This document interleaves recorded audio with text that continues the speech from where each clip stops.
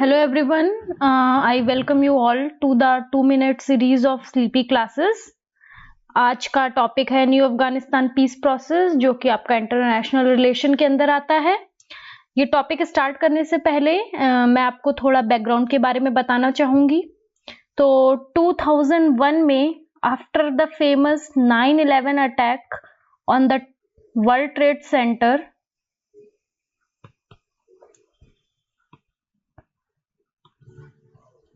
US ने अफगानिस्तान को invade किया 2001 में। भाई उस समय में यूएस के जो प्रेसिडेंट थे, उन्होंने बोला कि वो जो है तालिबान को एकदम से खत्म कर देंगे, लेकिन आई थिंक 20 साल बाद भी ऐसा हो नहीं पाया। इनफैक्ट तालिबान जो है मोर स्ट्रांग हो गया है after the withdrawal of US troop. तो हम लोग जानेंगे कि न्यू अफगानिस्तान पीस प्रोसेस है क्या, लेकिन उससे पहले मैं आपको बताना चाहती हूँ कि ओल्ड अफगानिस्तान पीस प्रोसेस क्या है और न्यू अफगानिस्तान पीस प्रोसेस है क्या, और दोनों में डिफरेंस क्या है। तो ओल्ड अफगानिस्तान पीस प्रोसेस जो है वो फरवरी 2020 में आया था, जबकि न्यू अफगानिस्तान पीस प्रोसेस जो है वो आया था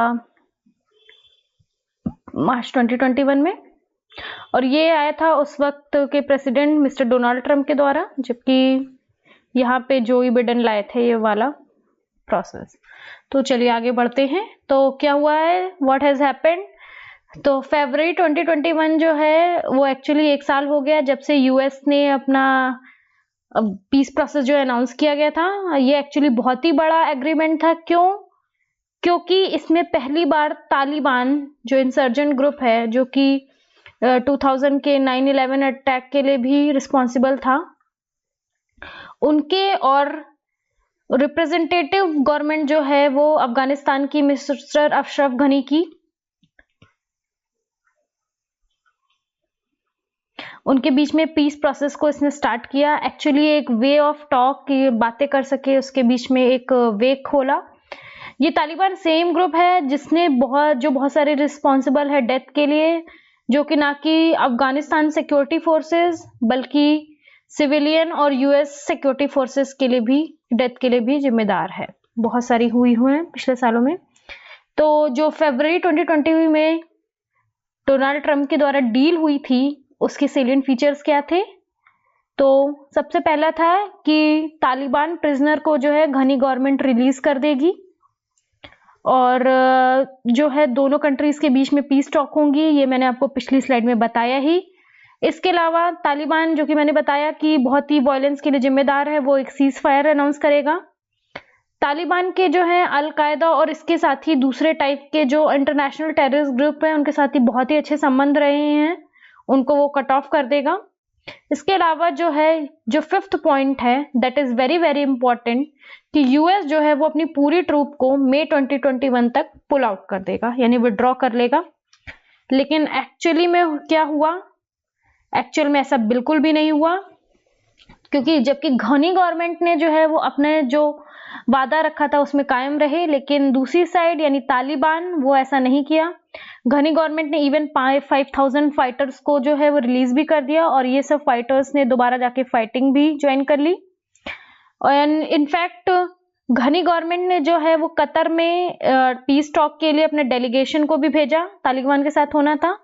और यहाँ तक कि यूएस ने भी अपनी ट्रूप को पुल डाउन करना शुरू कर दिया, विड्रॉ करना शुरू कर दिया, और साथ ही बहुत सारे उनके जो बेसिस थे, आर्मी बेसिस थे, उनको शट डाउन भी कर दिया। बट चूंकि मैंने आपको पहले ही बताया कि तालिबान ने ऐसा नहीं किया। तालिबान अपना वायलेंस उन्होंने बढ़ा के रखा। तालिबान के अब चूंकि 5000 फाइटर जो उन्होंने रिलीज किए थे वो भी आ गए थे फाइटिंग के लिए, तो वायलेंस और बढ़ गया। इनफैक्ट उन्होंने जितने भी अल कायदा और दूसरे टाइप के टेररिस्ट ग्रुप थे उनके साथ भी अपने कोई संबंधों को कट ऑफ इवन कम भी नहीं किया, वैसे ही रहे। और क्योंकि तालिबान तो एक्चुअली खुशी है कि यूएस जा रहा है, और इस प्रकार वो अब पूरे अफगानिस्तान पे अच्छा खासा अपना दोबारा दबदबा कायम कर रखेंगे। तो इससे परेशान होकर घनी गवर्नमेंट ने पीस टॉक को बीच में ही छोड़ दिया, जिससे कि बहुत ही अच्छा रिजल्ट नहीं निकल रहा था। तो जब जनवरी 2021 में यूएस के न्यू प्रेसिडेंट इलेक्ट हुए जो बिडेन, तो उन्होंने एक नया पीस प्रोसेस लेके आए मार्च 2021 में, तो ये पीस प्रोसेस के अनुसार था कि हो सकता है एक पॉसिबिलिटी है कि यूएस जो है वो अपनी सारी ट्रूप्स को ना निकाले और मे बी 2500 ट्रूप्स अपनी वहीं पे रखते मतलब रखी रहे। और एक्चुअली में ये अप्रैल 13, 2021 से यूएस को अपनी विड्रॉ करना स्टार्ट करना था ट्रूप।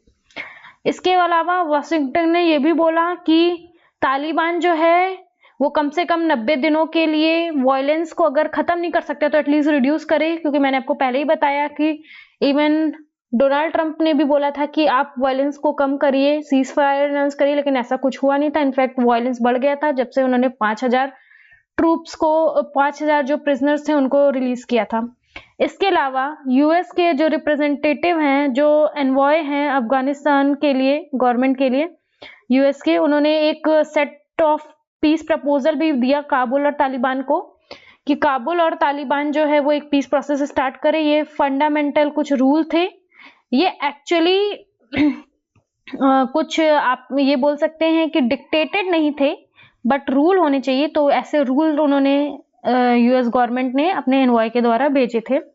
इसके अलावा यूएस ने जो है टर्की को भी बोला कि आप एक मीटिंग बुलाइए पीस सेटलमेंट के लिए काबुल और तालिबान के लिए। टर्की अगर ये मीटिंग बुला रहा था तो इससे पाकिस्तान बहुत खुश था, क्योंकि पाकिस्तान और टर्की के बहुत अच्छे रिलेशन हैं, तो ऑब्वियसली पाकिस्तान भी इंटरवीन कर सकता था। इसके अलावा उन्होंने ये भी यूएन को बोला कि आप भी एक मीटिंग बुलाइए जिसमें जो बड़े बड़े इंटरनेशनल प्लेयर्स हैं, जैसे इंडिया हो गया या फिर चाइना है या रशिया है, पाकिस्तान है, उन सबके फॉरेन मिनिस्ट्री आए और मीटिंग में अपने बताएं कि उनका पीस प्रोसेस में क्या क्या हो सकता है, क्या क्या वो हिस्सेदारी कर सकते हैं। बट चूंकि बहुत ज्यादा ये सक्सेसफुल नहीं हो पाए और जैसे ही मैंने आपको बोला ही कि 13 अप्रैल से यूएस ट्रूप ने अपनी ट्रूप विड्रॉ करना शुरू किया, वैसे वैसे वायलेंस बढ़ता जा रहा है और इनफैक्ट जो एरिया है वो भी बहुत ज्यादा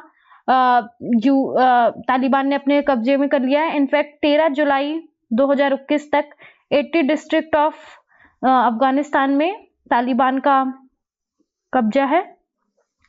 तो देख लीजिए कि बहुत ही हालत खराब हो रही है। तो अभी कुछ ही दिन पहले यूएस गवर्नमेंट ने दोबारा नया एक क्वाड ग्रुप का अनाउंस किया है। क्वाड एज लिटरल मींस 4, तो आप इसको इंडो पैसिफिक ग्रुप के साथ जो है वो इंडो पैसिफिक क्वाड के साथ अनाउंस मत करिएगा, कंफ्यूज मत करिएगा। इंडो पैसिफिक क्वाड में कौन कौन है? इंडो पैसिफिक क्वाड में है जापान, इंडिया,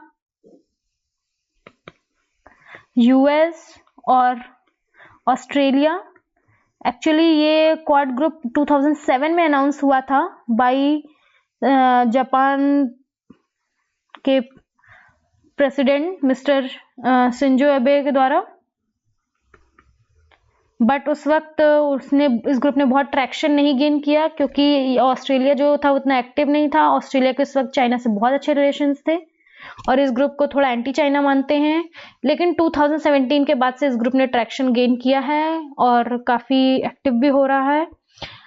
लेकिन मैंने बोला कि आप इसको जो नया क्वाड ग्रुप बना है उसको इंडो पैसिफिक क्वाड से जो है कंफ्यूज मत करिएगा। नए क्वाड ग्रुप में कौन कौन है? उसमें यूएस है, उज्बेकिस्तान है, अफगानिस्तान है, पाकिस्तान है। उज्बेकिस्तान कौन सा कंट्री है? उज्बेकिस्तान एक सेंट्रल एशियन कंट्री है जिसने अभी अभी टूरिस्ट के लिए अपनी जो है वो द्वार को खोला है। ये इसकी जो है अफगानिस्तान के साथ बॉर्डर टच होता है। इसके अलावा पाकिस्तान आप जानते ही हैं यूएस का हमेशा से पार्टनर रहा। इनफैक्ट पाकिस्तान और तालिबान के बीच में बोलते हैं कि काफी अच्छे रिलेशनशिप भी है। तो हालांकि पाकिस्तान वेरी अनरिलायबल पार्टनर रहा है यूएस का, लेकिन इस क्वाड ग्रुप में इसको इंक्लूड किया गया है। तो ये क्वाड ग्रुप क्यों बनाया गया है? ताकि रीजनल कनेक्टिविटी को एनहेंस कर दिया जा सके। उन्होंने अपने ऑफिशियल डॉक्यूमेंट्स में बोला है कि अफगानिस्तान पीस प्रोसेस को जो ये नया क्वाड ग्रुप बना है वो रीजनल सपोर्ट देगा। इसके साथ ही साथ पोस्ट सेटलमेंट में भी इसको सपोर्ट मिलेगा। लेकिन एक्चुअल में ये ग्रुप को कितना बेनिफिशियल रहता है वो तो आने वाला वक्त ही बताएगा कि ये कितना काम आया और कितना बेनिफिट मिला। लेकिन इससे ये जरूर है कि इंडिया के लिए चिंता की घड़ियां बढ़ गई हैं। अब आगे क्या होता है देखते हैं। तब तक I am signing off. Please consider for subscription of our YouTube channel sleepy IAS। Thank you.